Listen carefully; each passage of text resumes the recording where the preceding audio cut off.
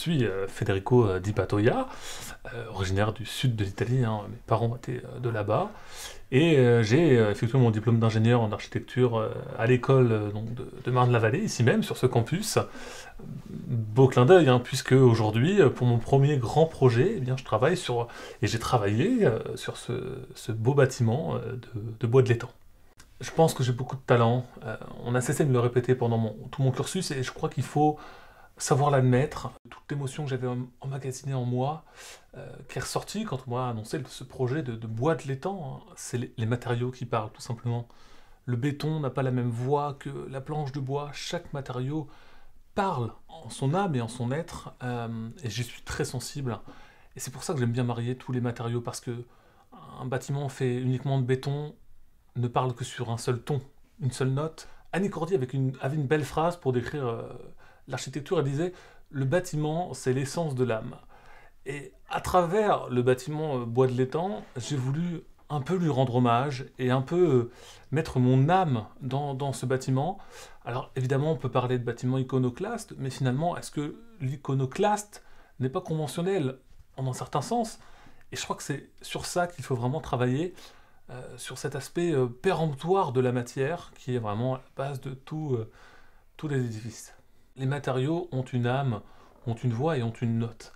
Et un bâtiment uniquement fait de béton a une note très terne.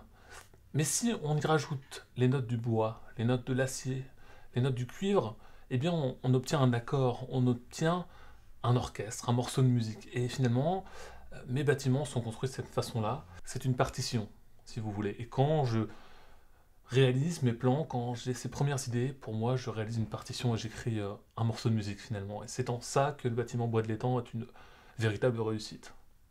C'est un bâtiment qui, pour moi, doit se ressentir de cette façon-là. Pour moi, c'est un bâtiment qui chante, véritablement. On a compris, mais je crois que ça ne me pose pas de problème.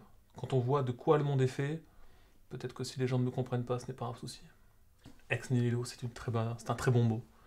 Je me souviens quand j'avais 6 ans, mon père a perdu ses cheveux, et cette reconquête capillaire qu'il a dû effectuer, c'est un geste que je fais aussi quand je fais de l'architecture. Ici, avant, il n'y avait qu'un vulgaire champ de patates, et de ce champ de patates, nous avons fait un bâtiment qui se dresse fièrement dans le campus de Marne-la-Vallée, qui s'intègre parfaitement au bâtiment Copernic, hein, je ne sais pas si vous l'avez déjà croisé, qui est une merveille d'architecture, avec ces grands escalators qui ouvrent l'espace. Et dans ce bâtiment, on a aussi cette notion d'espace que j'ai voulu vraiment mettre en avant, de grandes baies vitrées qui permettent d'avoir de l'espace utilisable,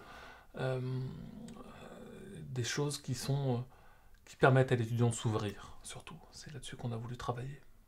C'est Socrate qui disait « Istus kenen, usta keristus ». La matière rencontre l'harmonie. Moi, je leur donne un écrin, et c'est à eux d'être la plume pour écrire dans cet écrin.